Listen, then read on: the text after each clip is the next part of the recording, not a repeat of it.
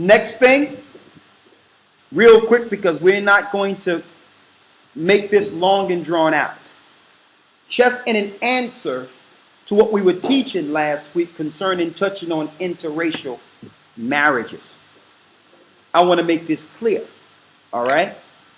Not once did I give a green light and say it's okay for Israelites to marry anybody they want, no matter who they see.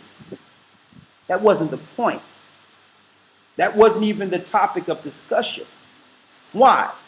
Because the Most High divided people according to borders and lines. It tells you that in Genesis 10. All right? So it was meant for those of one race to marry those within their race, because you had to marry within your borders. That's how you keep your nation intact. You understand? And we cannot speak against what the Most High set up. So yes, one is supposed to marry one of their own nation.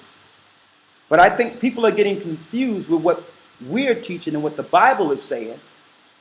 And they're comparing that to their disdain against the disdain they see, what's going on within our societies. When basketball players leave their society in which there's an influx of their own people and go marry somewhere else and move to the suburbs.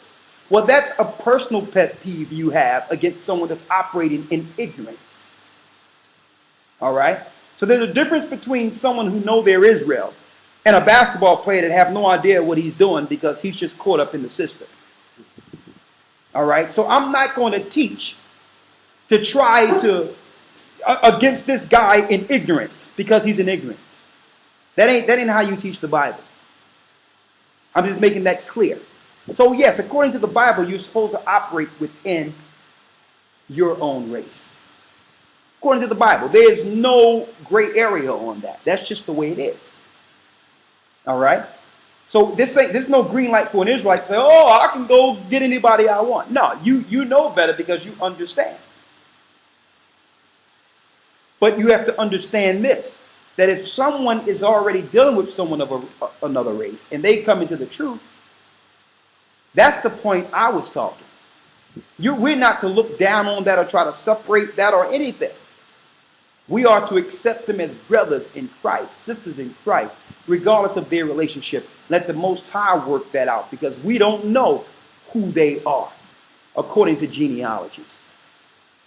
Okay, so I wanted to make that clear because I see that people would like to spin what we said and try to make it something else.